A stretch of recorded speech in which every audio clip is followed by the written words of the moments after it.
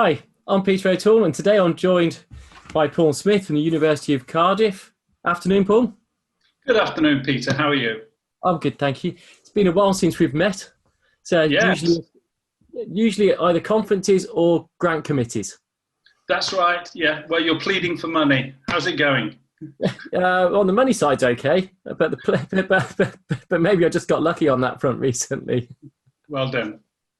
Thinking of which, this is going to, throughout today, we're going to chat about all sorts. And some of the questions I've never been able to ask you before, probably because we've been around people where we shouldn't maybe talking quite so openly. So I thought, what better than on a recorded chat to discuss it? And I know I've been fortunate in funding, getting research funding, and having it from EPSRC, BBSRC, MRC. So the whole, a lot of the UKRI that we're associated with, but you're equally competitive in all those different funding bodies, from Cancer Research UK, BBSRC, EPSRC. Is that your science being so diverse that enables you to apply for all those different funding bodies? Most people are restricted to one, and yet here you are, and you're able to go down all these different branches of funding avenues. I think it's the people you know and you collaborate with. That's the reality. You become inspired by as well. But I tell you, if you look out there, there are people who can solve your problems for you and you can work with. That's what I've found. And the people I admire, the people I don't understand are mathematicians, right? I really don't understand them. It's another species. But, you've never been able to sum them up? Yeah, that's right. One at a time. But I think engineers have a superb way of thinking, bioengineers as well, so in terms of putting projects together, how to push them through. And so I've been very lucky to work in a multidisciplinary sort of science in many ways. Cytometry has to reach out to instrumentation, biology applications, clinic, etc. So I enjoy that. I get bored too easily as well, so I get inspired by other people's interests. Yeah. So if you look at the way in the UK, we have the government funds a variety of different funding bodies within it that puts it for more basic biological to the medical research, the engineering and physics research. So they're all sort of split out into these different pots, which tend to be working more and more together. Do you think that's the right way forward? If it's focused on something they want to commonly achieve, yes. I think a good example of that was the relationship between the EPSRC and CRUK for advanced imaging centres. You can't do everything yourself. Science is multidisciplinary, whichever way you look at it.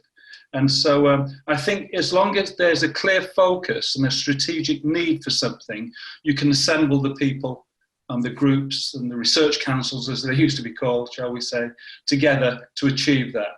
But you have to look in all of those situations on not what is presented now, but what's going to happen in the future. And that's where the risk element has to come in, right?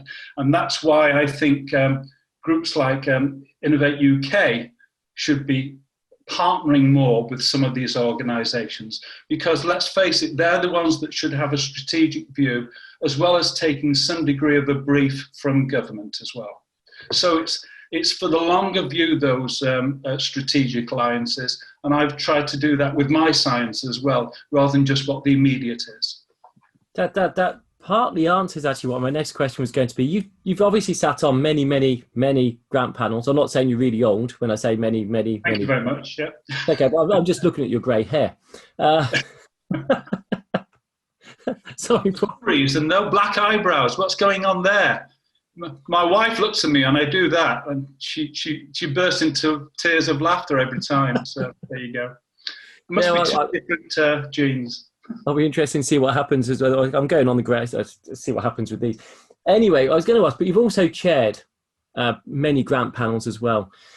And through that, I've been fortunate to be on the panels that you've chaired, and I found you an exceptionally good chair. But you must have some top tips of what makes a good grant application and what doesn't. So what would be your top tip to make it sell? And what is the biggest thing you shouldn't do when you're writing a grant application for anyone looking to get their next grant application? Okay, I think I can say that without doubt that the thing people fail most on is the impact side of their science, and where you have to fill in, and it's usually the last thing you fill in on the grant application form, what's going to be the impact, etc., translation in some way. And people think that's an added afterthought. And you and I know on grant panels, very often the decision to go with one class one higher than another is, of course, that longer view, that impact. And very often, you can almost write the impact statement for the people having read their grant. So why on earth don't they do it themselves, right? It's either that they're not thinking that way, or they're not playing the game, or they're not really answering the question that's being asked. That's the major failing point, I think. The science, let's face it, most people present their science in a way that essentially they should be the best person in the world to do it. In reality, they should know more about their area than anybody else, right? I always say that to PhD students. Remember, you've been immersed in this area, so don't take it off an examiner too much, So I think that's the one thing, the impact and the longer view, because let's face it, that's where the grant call comes from, trying to achieve something, not just give money out. So that comes on to the next point. As a grant panel, we give money out. They get that funding. Do you expect that researcher to carry out the research exactly as they have proposed within their grant application? From my experience of what's happening to me, if you suddenly come across something that means you can pivot to advantage and still stay, should we say, on the rails of interest for that grant, I think that's perfect. A good example, I think, was a BBSRC grant that we had, that we were following. Then suddenly something appears and you could not ignore this. So what do? Put it to one side, apply for another grant, examine it in 18 months' time, or capture the moment in some way, right? So capturing the moment of not going against the principles of the grant, certainly. Sometimes it's a really good idea just to talk to the grant awarding body and practice that pitch that it's worthwhile doing this. It should. Otherwise, you're undertaking contract research, something that can be done, but you're the one to do it and you complete it, right? And it's not contract research, is it, from research councils? It should be innovation right all the way through. I think it comes back to what you said at the start, impact. Yeah. And if you carry on down what you first, a PhD thesis, you never end up in the third year where you thought you were going to be on year one. And it's the same with a grant application. You don't really ever finish up on exactly the same spot. Yes, it's got that area, but it's not a narrow line. It is broad. And well, a PhD is a driving test, isn't it? It's whether or not you can be allowed out there with other people's money to pursue science that you have some inspiration behind, but also a need for that. So it's a driving test, really. So, Paul, what got you into science to start with? Oh, gosh. It sounds a bit strange to say this, but I wanted to be an astronomer when I was 9 and 10. That's because my parents bought me a telescope. And then suddenly the world opens up to you, and you've got an instrument to handle. It's fantastic, right? I remember talking to my, 9, I would have been about 10, I guess. The teacher in the primary school said, I really want to be, an astronomer. And they said, no, there's no careers in that. There's no jobs, Do not take careers advice from any teacher whatsoever. Just don't do it, right? Because why not? Because they don't know what jobs are out there in reality. And I've got lots of examples of that. It's tongue-in-cheek, that, by the way, tongue-in-cheek. But the next step was that I read books on microbiology, the biography, basically, of Louis Pasteur. So by the time I was, 13, I wanted to be a microbiologist, which is ridiculous, really, isn't it? Yes. And that's because I was bought a microscope. So, be careful what you buy your child, because you can suddenly get them fixated on something. So I ended up doing medical microbiology as a first degree. So that's what inspired me in science, having access to instruments that you can play with and use. Yeah. So if anyone gives you a toy, you get into it. So they bought you a telescope, you got into astronomy. You got into the microbiology because you were bought a microscope. Yeah. I guess that was about the age of 13, 14. So when you're 17, you got bought a car. Yeah. Does that mean you got into cars as well? That's right. Yeah, I'm looking forward to the electric wheelchair as well. I'm sure that's really quite an interesting technology. So, yeah, be careful what you buy your child, I tell you. But you are a car fanatic. A little bit, yes. I nurture my little car, as it were, which is a 350Z, amazingly polluting these days, and we do trips out. There's one to Le Mans in 2012, for example, when I looked a bit younger, yes. And been very lucky in many ways. We've sought out living in places where there's a nice community. So there was a group of about 7 of us in open-top sports cars going on a long trip together. Great fun. So I wrap my interests into like people in the community, which is a great thing, So enjoy that very much.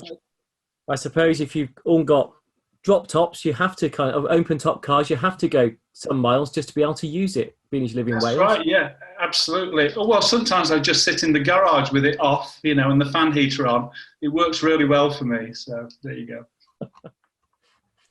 I can believe that, actually. Polishing the steering wheel. In fact, sometimes my wife makes me go up there. I don't know why, but then we'll see. So, from being a microbiologist, I think you did your degree in microbiology. Yeah. But then you went over to Canada? Oh, yeah, that was... no, not quite. I ended up at the Patterson Labs doing a PhD studentship with the MRC. And in fact, believe it or not, I'd heard about the MRC, from being in my teens, because I used to subscribe to The New Scientist. So you see these adverts coming through all the time, I used to look at the adverts and when I was in sixth form, and I think, oh yeah, that's the thing to work for, the MRC. They're really focused, they know what they're doing, etc. And so what happened was I sought out MRC studentships when I finished my first degree, and I ended up at the Patterson Labs in Manchester. The Laszlo Leiter was there.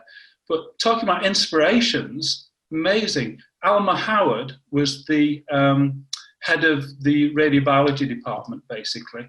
And Alma Howard and Pelk, of course, named the cell cycle.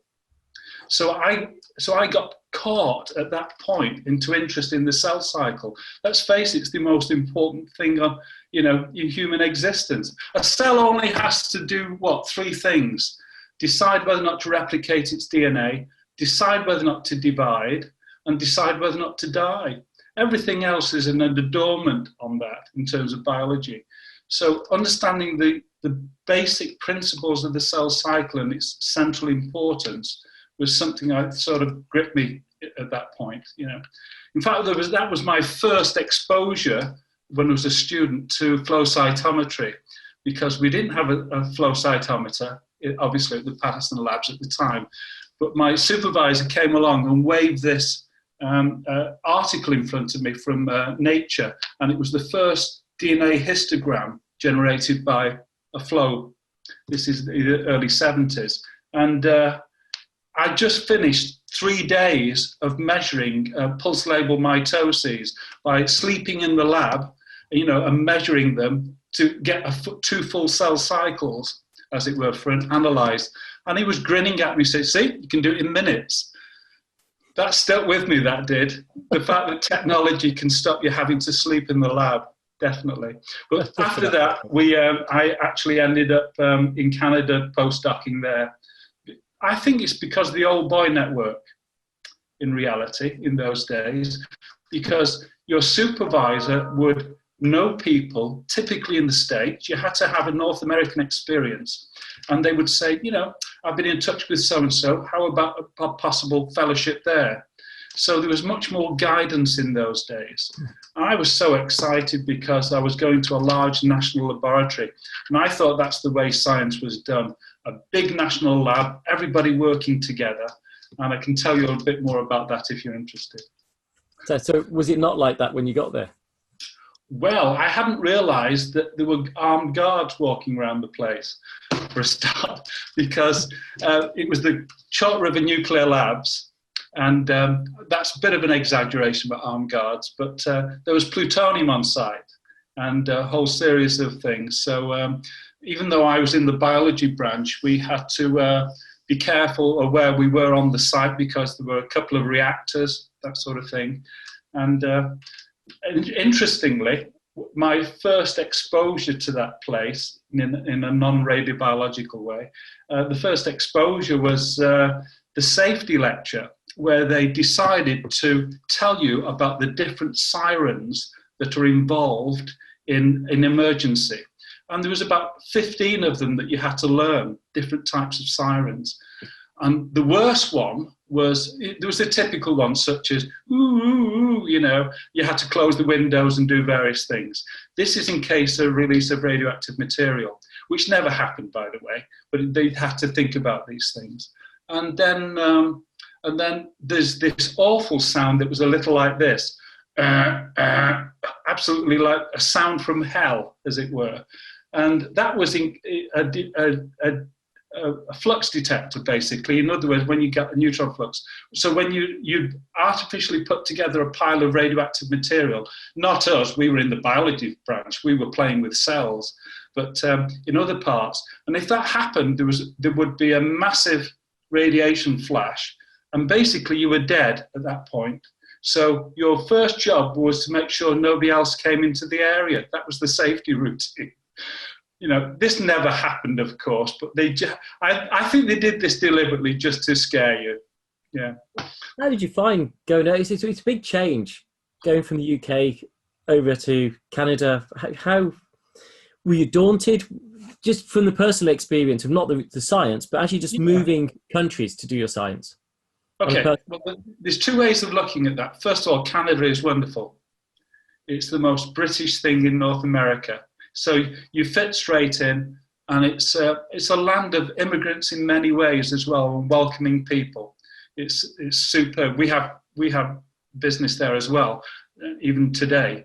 I have some great friends there, but very welcoming, and they make a point of not being American in the nicest possible way, as it were. And what did somebody say once? Canada is like living in an upstairs apartment with a great party going on below. You know, that's the idea. But we loved Canada, we fell in love with the place, had 2 children out there as well, Canadians. And but the other side, we lived in a rather strange town called Deep River, which we loved dearly. But have you seen Twin Peaks? Twin Peaks is the TV series about a strange town in North America. It was like that, because everybody in the place worked at the plant. So they were either metallurgists or physicists or engineers or mathematicians. So you can imagine what it was like at the local high school when they had the parents' evening, because the nuclear physicist would come in and ask the teacher why his child wasn't a prodigy, etc. So it was a rather strange place, just ram full of professional people. It's like having an Oxford or a Cambridge dropped into the middle of a North American forest.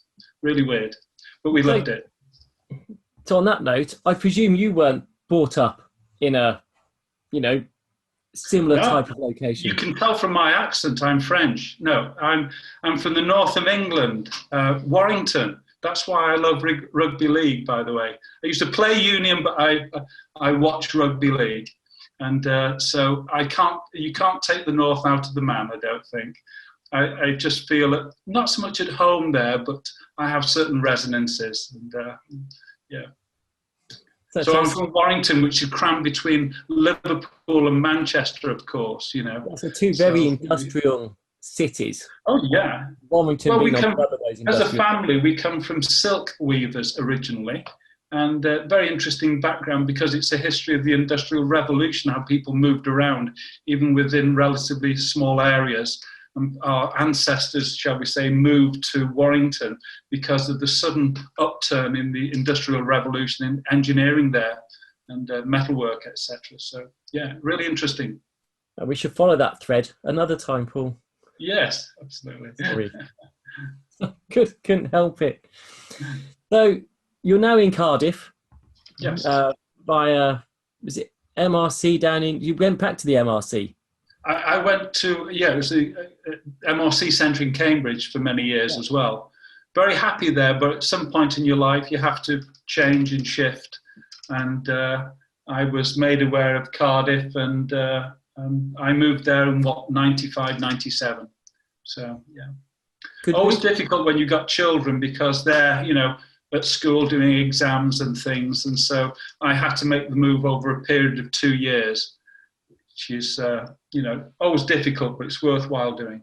So take your children stayed back in Cambridge? Well, one did and one didn't, yeah. So, okay. So one came with me. Well, I went first, then one came as they went into the sixth form, then the next one came, etc. So you had to, And so was your wife? We eventually all moved as a family in 95. Did your wife stay in Cambridge for that time? Pardon? I used to commute.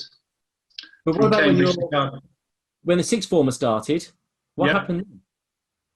What happened then? Yeah, because if you've got one in sixth form and the other one's not in sixth form, I presume. We got a place in a little town called Cowbridge in the Vale of Glamorgan, lovely place. And then we would go home for the long week, for the weekends, then come back, etc. So it was lots of shuttling.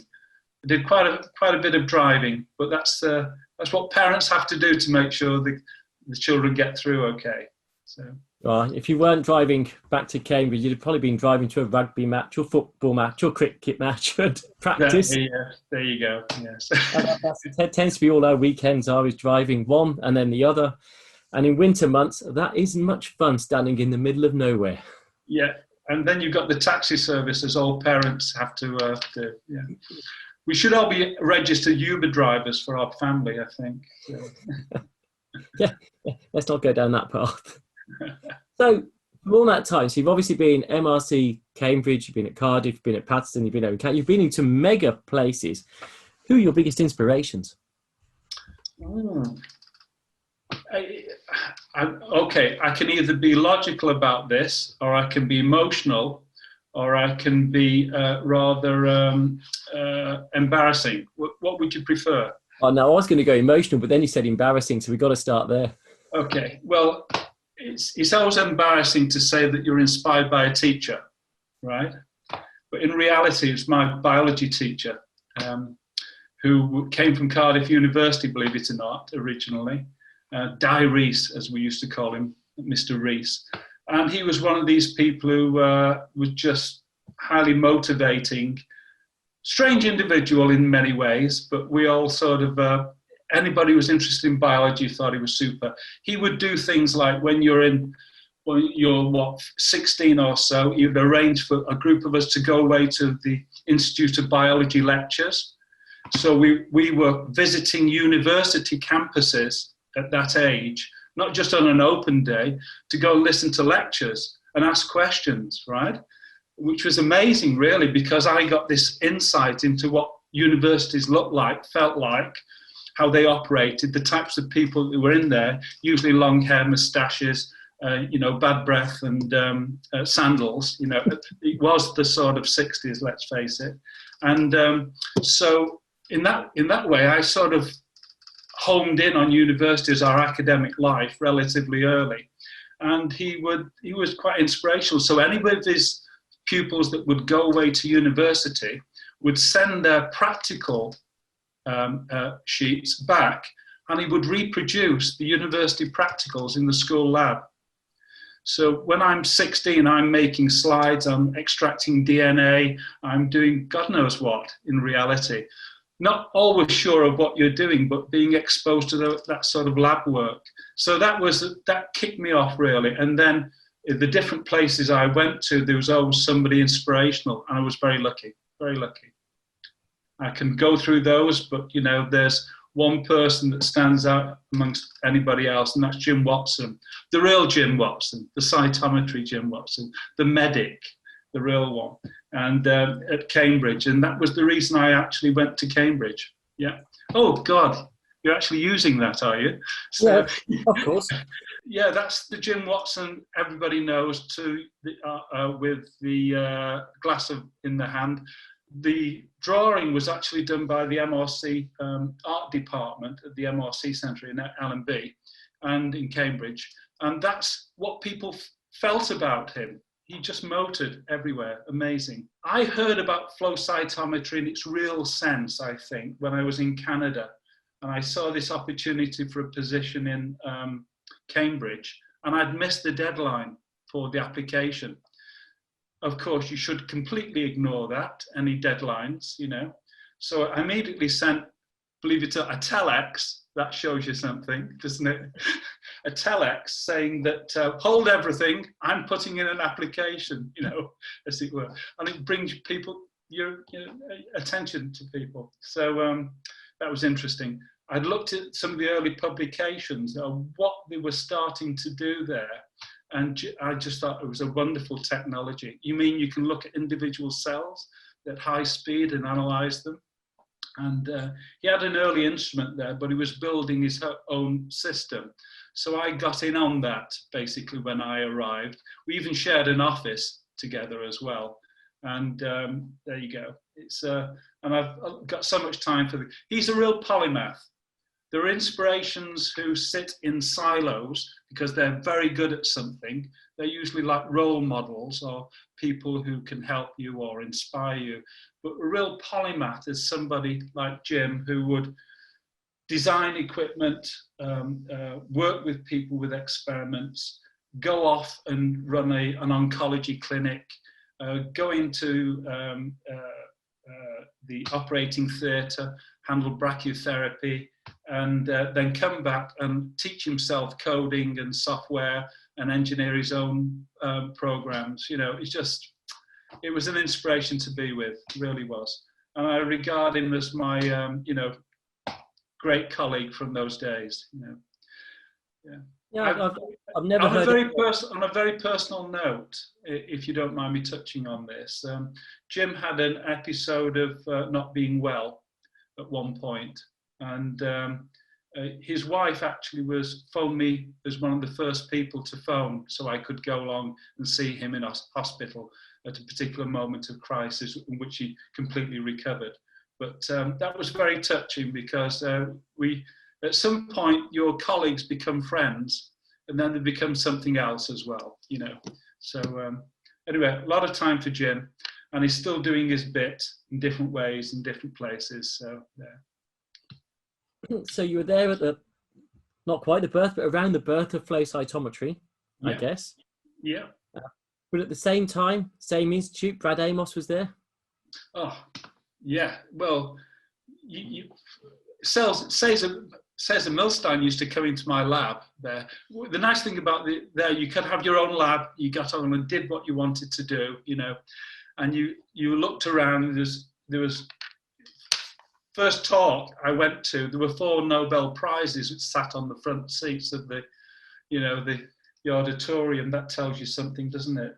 And Cesar Milstein, who I knew very well, he used to come into my lab and use my equipment as well. And of course, how should we say, international profile or fame mean nothing when you're in labs. You just get on and do things, you interact normally.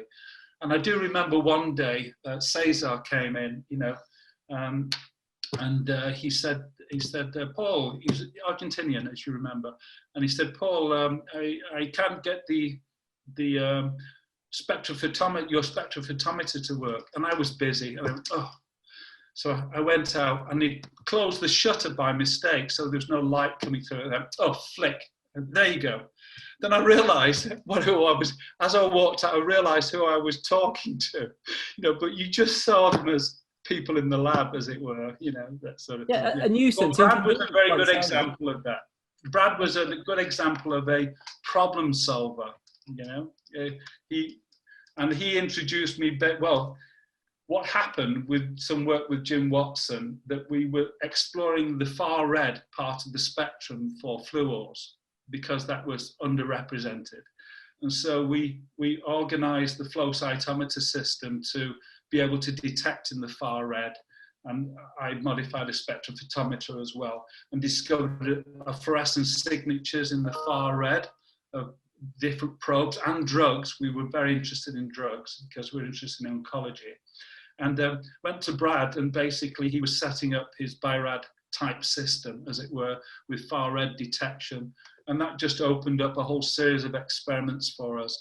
And he just loved that idea of being able to modify technology to enable another door to be opened for you. Yeah. That's a real. Brad, remember, is somebody who would walk around a supermarket with a small spectral analyzer in his pocket to pick out things and just have a quick look at them to see if there's anything interesting there he could pursue. That's true. I didn't know that. Did you know he was a diamond polisher? He was a gem polisher as well. Yeah. So here's somebody had a very refined set of interests, I tell you. There are some bizarre hobbies amongst, in Brad's case, physicist microscopist, I guess, and yeah, with what was then the first proper confocal microscope. Yeah, well, of course, you have to pay due respect as well to the MRC workshops. You know, that's an example of an MRC workshop engineering. These are the I inherited parts of Jim Watson's flow cytometer system when we took it apart, and I tried to reassemble it, for God's sake, in Cardiff in various ways. But that's an example of MRC engineering in those days. So precise, so beautiful. In fact, you can just fondle these. They're wonderful. I keep them on my desk as a reminder of those days. But the MRC workshops were something special there in Cambridge, because you would go with an idea and they'll say, yeah, we'll build that. And the engineering was superb. So Jim had that capacity of being able to conceive of something, then have it translated on site into a working instrument, and surrounded like lesser mortals like myself who wanted to use those pieces of equipment in different ways. And then they would modify them according to what you wanted to pursue. So it's not like buying off the shelf anymore and being convinced about somebody else's capacity to do something. It was live engineering. It was wonderful, wonderful. Yeah, and as you just illustrated, they even designed paperweights, especially for your desk tool. That's right. Yeah. Well, in fact, I have this idea. I keep looking at these things. I must admit, let me show you. Just bear with me 1 second. There you go. There you go. It's a mother, a father, and a small child, isn't it? Or it's the first, second, and third of some cytometry award. Who wouldn't want one of these mounted as an award? Yeah. So it's not bad, is it? Third place. Very nice. You know, beam splitter. There's a unit for bringing in it. I think it was the red beam at that time. That's the runner-up. And there you go. And there's the full Monty for the winner of the award. You never know. I think that's a good idea for an award sometime. Get in touch with the RMS on that. Yeah. Or Isaac. Thinking of Isaac, you were also Isaac president. Yes. Yeah. Oh gosh, I couldn't tell. That was in 1962. Yeah. No, it wasn't. 2012. It's about 12. Yeah, about 12. Yes. I'd been involved for a while actually, because Jim Watson introduced me to SAC, the original society, well, the morphed society anyway. And we had the SAC conference in Cambridge. So we were all recruited into this, of course, to help out. Jim was great, but he was useless at organizing big events in reality, because he thought they were basically lab parties, just on a bigger scale. And so he, for example, thought, I'm not going to bring caterers in to do coffee and tea at the breaks.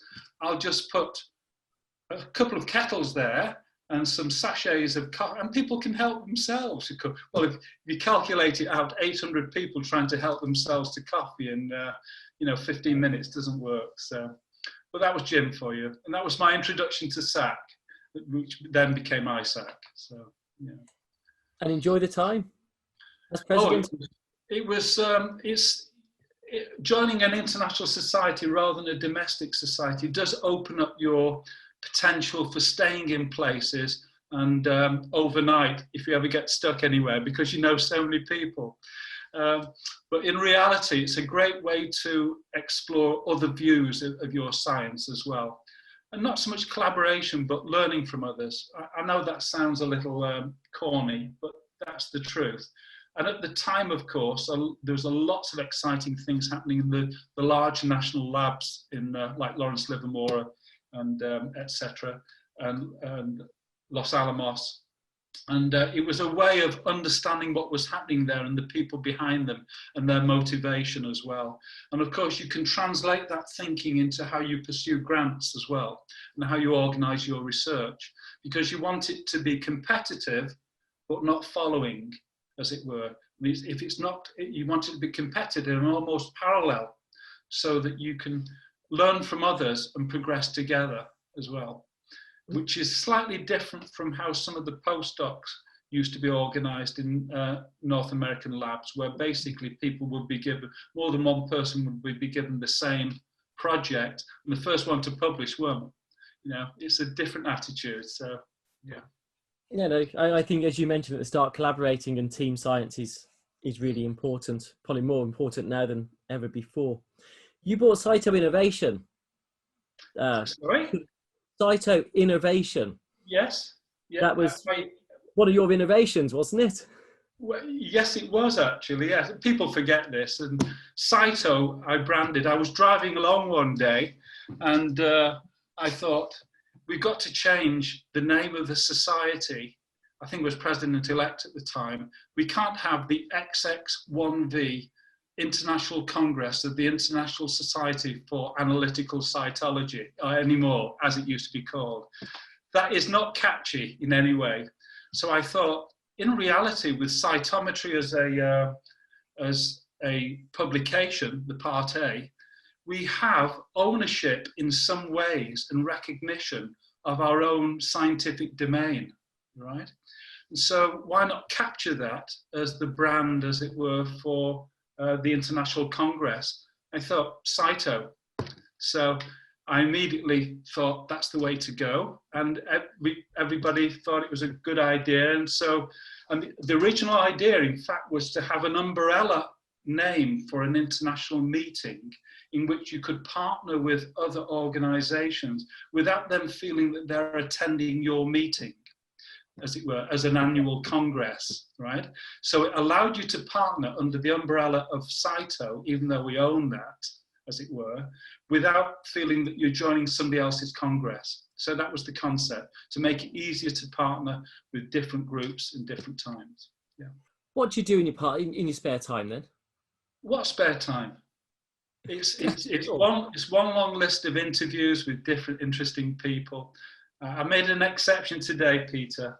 Make it a decent, interesting person. Yeah, cheers, Paul. Go on.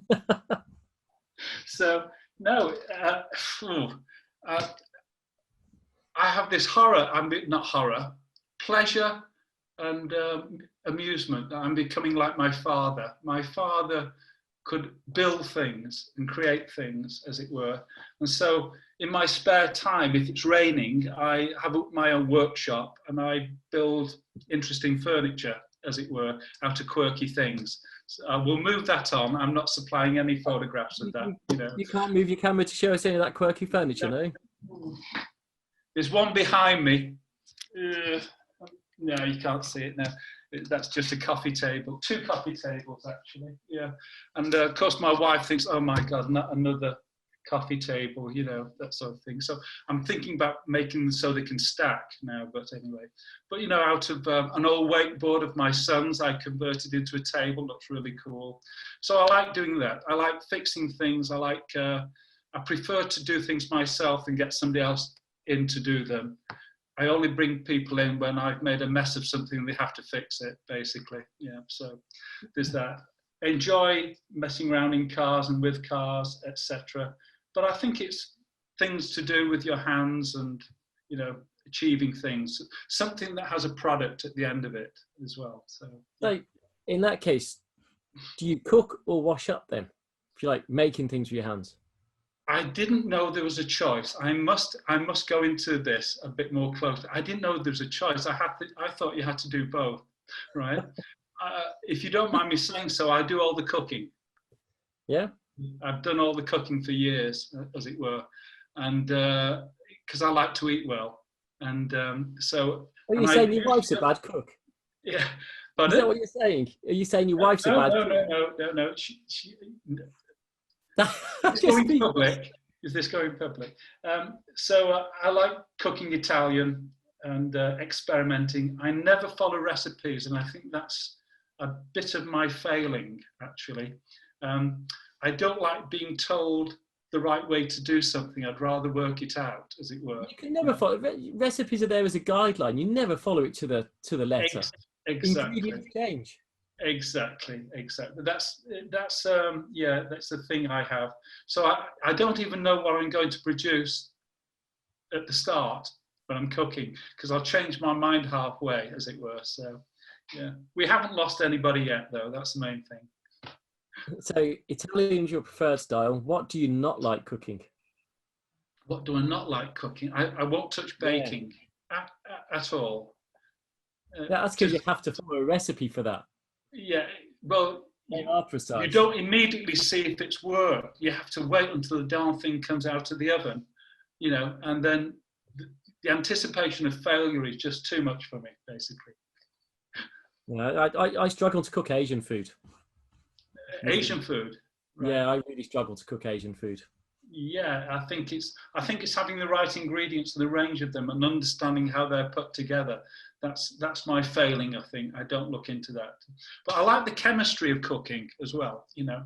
I do things, I think, I wonder if that will work. Oh, no, it doesn't. I wonder why, you know. So this is probably because I've had to get into formulations recently.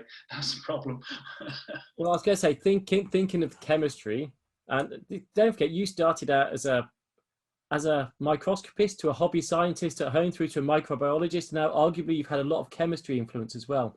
Oh, I can bluff my way in chemistry. I can really bluff. I've got some great people in the background, one of which is, of course, Lawrence Patterson, a long-time colleague of mine. And he's a superb medicinal chemist as well. And in the next lab to me was Paul Workman, of course, in Cambridge, and he was quite an inspiration. There's somebody who works really hard, Paul Workman, and he really does.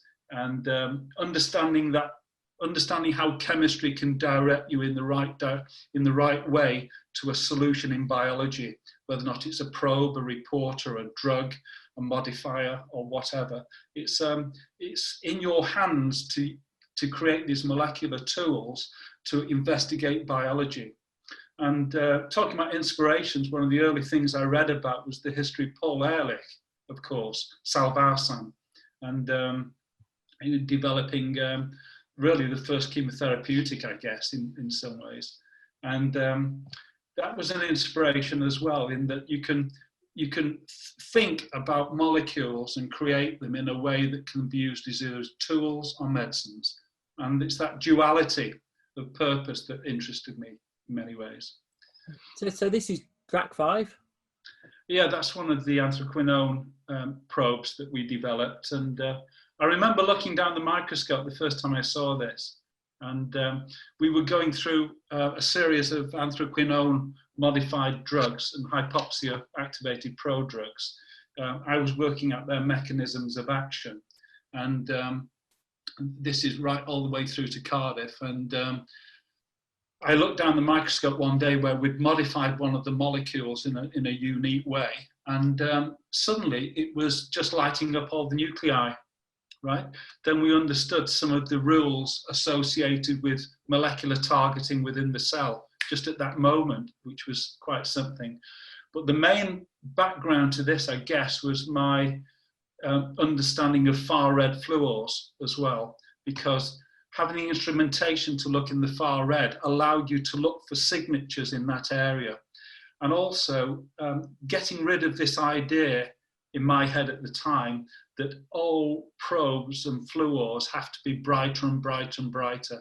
You know, the closer you are to one for a quantum yield, the better, as it were. That's not the case.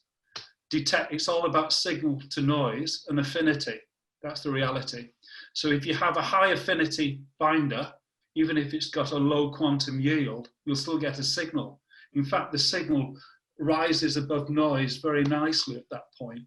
So looking for low quantum yield fluors with high affinity, with a medicinal chemistry background that allow you to understand how they enter and target objects within cells, it was the key to our work in that area. So I'm presuming from that, this was never, you never set out to design a live cell DNA stain. Not a DNA stain, but a DNA targeting drug.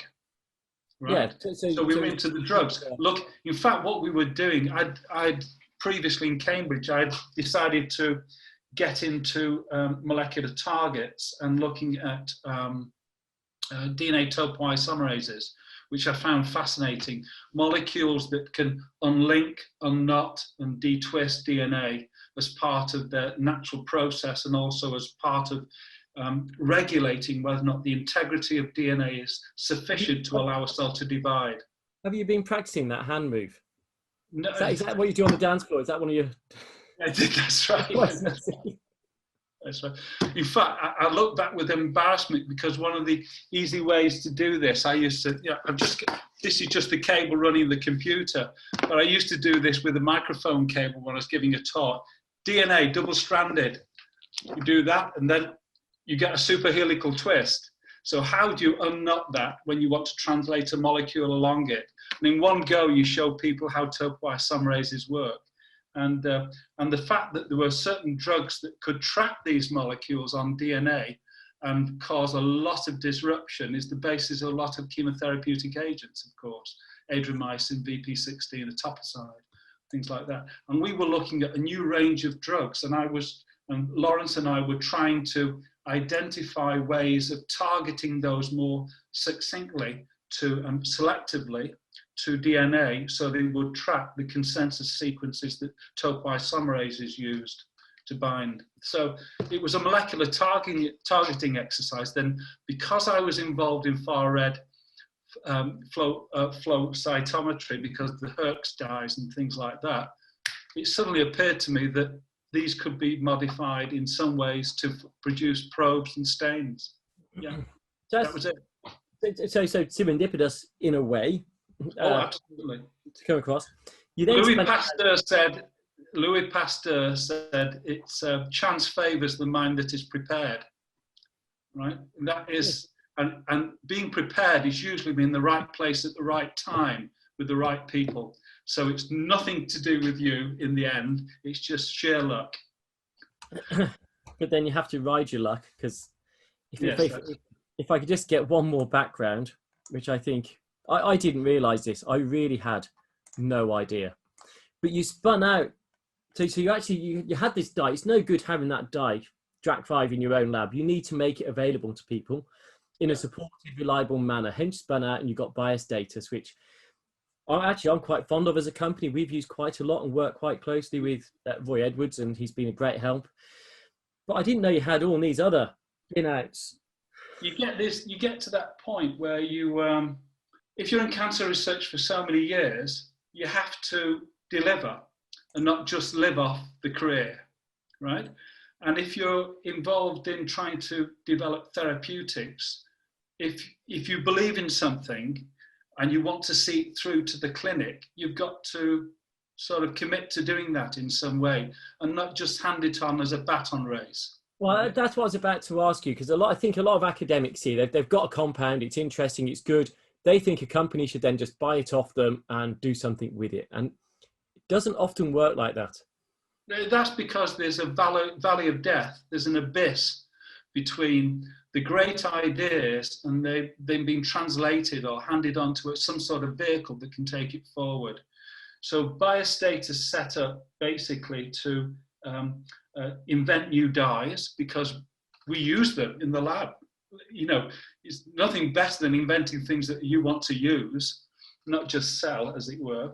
And we have an inspirational CEO in Stefan Ogrodzinski as well, a superb background. He's flown, you know, he's flown supplies into areas in Africa under fire, etc. You know, there's lots of stories there, I tell you. He's a very special individual.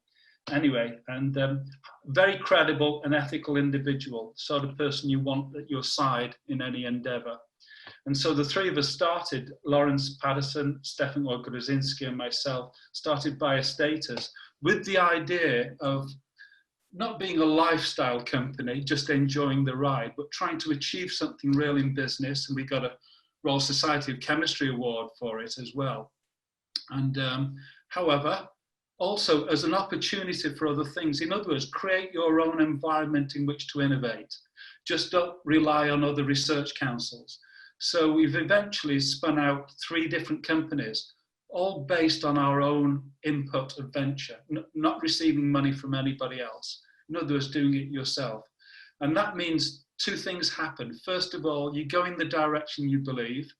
And secondly, you start to learn the process as you go along. You know, experience is something you need just after experience is something you get just after you need it, if you put it that way. So you learn about things as you go along by trying to do them. And so we created these opportunities, and one that we're very committed to at the moment is oncotherics, which is a new class of anti-cancer drugs that we're pushing forward. And we've been relatively successful so far, and we're hoping to push this into the clinic in one way or another over the next 12 months, if not 18 months. So it's a huge step to go from the world of academia and actually taking that step to start a spin out. It takes a lot of effort and time, and I'd imagine, was there not a fear that your academic career would suffer because you had to put effort and time in there? There is a choice in the end. So I stepped down from the university. I'm now emeritus, right? Because in my head, I didn't want any conflicts as well. So I decided, you reach that point in your life, I guess, where you have to make positive decisions. And the best way to make a positive decision is not when you're forced to, but when you've got other like people around you are thinking in the same way. So having a group of 3 of us helps. But did you do that at the start of Biostatus, or once Biostatus was established? No. It became clear that Biostatus was teaching us things about spin out, about business, about how to approach things, how to have relationships with different larger organizations, etc. And in teaching yourself these skills, it de-risks what you want to do in some ways, because your eyes are a bit more open. And I think this is why in ISAC, I was interested in introducing innovation as one of the tranches, shall we say, within this society, because there are lots of people out there who want to take these steps and want to learn from others and know that it's worthwhile as well. It's a great journey. So you have, I've got to think about this carefully, you balanced your academic life with the startup of your first company, and you managed to do that and go through. How do you then balance having an academic career, a startup, and your family? It's very easy. I used to work late until about 1, 2 in the morning, right? First of all, I was always able to work late, but that's the wrong thing to do. Make sure you engage with family things. That's what we've always done, and our local community as well. But I tell you, it's having people around you who think the same way, that you can share and delegate and share tasks together as well. So doing it by yourself is probably something I wouldn't have done if we hadn't have created Biostatus as this sort of first step opportunity to see how to do these things as well. But it's definitely having the right people around you. But that's my family, very proud of. My daughter there, very shy and retiring, one with a hand in the air. And she's leading on environmental matters for Scottish Power on their large wind farms now. You know, she's somebody special. If she works for Scottish Power, can she get me a discount on my electric and gas? Because they're just putting up my price at the moment. Just set up the extension league and she'll sort you out. And the guy in the white, that's Anthony, very proud of. He really is a bit of an entrepreneur himself, pushing himself forward. So he's at that side of my spectrum, as it were. I think Eloise is in the middle, my daughter. And the guy just above Eloise is Adrian, our middle son, and he's more sort of, he loves Excel sheets and data, and so he's a bit closer to me in many ways. It's good to see that some of your genes get sliced up and, you know, shared out. And that's my wife Barbara, and our daughter-in-law is behind. And that's my wonderful father who passed away earlier this year.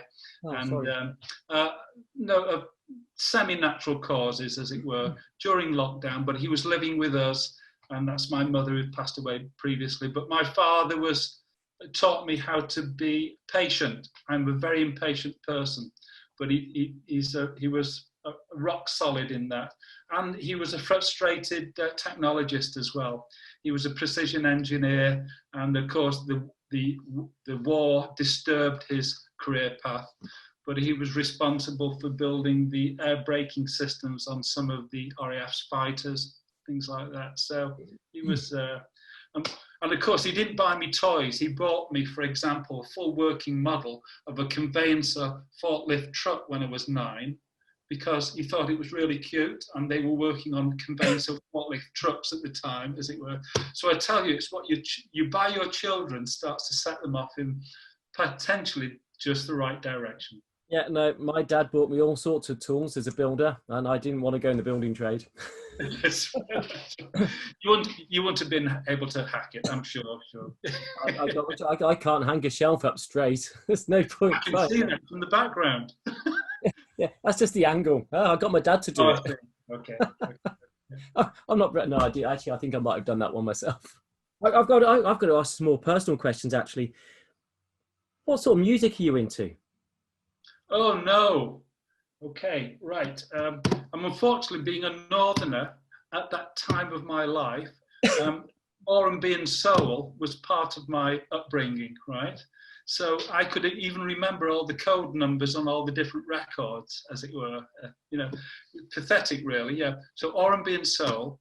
Then, as it went into the 70s, especially having the North American experience, you discover West Coast, you know, folk, etc.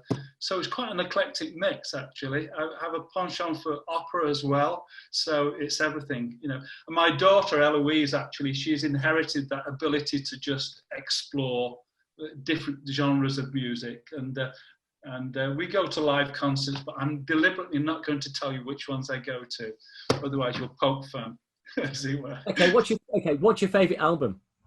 What's your favourite? Oh gosh, it must be a Neil Young album, After the Gold Rush, because that opened up things in terms of West Coast music, American folk, etc. And it just hit at the right time.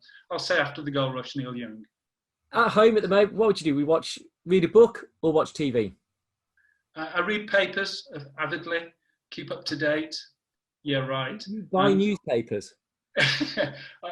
I read virtually online most of the time, I must admit. For spots of sanity, I read the Independent Eye now and then. But I tend to take in different news feeds because I like to check things, believe it or not, to make sure I'm getting the right information. Balance. It's all more important to do that these days. Yeah, well, I think you look at the British press. I always look at the front pages in the morning. You can get the website and to look at all the front headlines, and they could be one story, two sides. And I do like getting that balance. Yeah, absolutely. You've got to be careful what you release, though, because I remember Paul Workman saying once to some reporters that they had a really interesting lead compound. So it went on the wire throughout the States, and people were phoning him up and saying, "You've got a compound for treating cancer that's made of lead?" Yeah, no, I'm already there. Yeah, I'm already there. So you read newspapers. If you were to have do you ever watch TV? If it's TV or a film, what's your preference? Yes, but I'm very much a factual program person because it's a bit boring, but I like to learn something from programs as well. But like comedy, good. I have my favourite comedians, you know, that sort of thing. Milton Jones, for example. I think I like the working of the mind there. Any one-liners and a play on words and puns? Correct. Yeah. Well, I've taken various tests to understand what your personality is, and apparently I'm a word master. Not with a northern accent. I could never be a word master. But I do enjoy manipulation and use of words, which sometimes get in my way of saying things simply. So it's not always the best characteristic to have. So I've got two more questions because we are out of time. First one is, what is your favourite science? And if you can't think of a science one, just what is your favourite joke? Favourite joke? Am I allowed to plagiarise? Yeah, of course. Okay, a Milton Jones joke. I love the expectation in a joke and the visual image and then the twist. And you should be able to get the punchline at the end, right? Before it's delivered. Then it's even funny when it's delivered. So forgive me for this. This is nothing to do with me. I give my due respect to Milton Jones here. So he was saying about his father, who was unfortunately had up for being a peeping Tom. And he died recently. And apparently he used to drill a hole in the floor of his house and spy on people below in the apartment below. But he died recently, and I like to think he's up there somewhere looking down upon us. but there's no delivering that, but that's that play on words. And favourite science, yeah? Favourite science joke? Favourite science joke? Oh, I don't find anything funny in science. It's far too serious, and I'll leave it at that. Okay, and very finally, what is the next big thing, or what is the biggest unmet challenge that we need to address in science?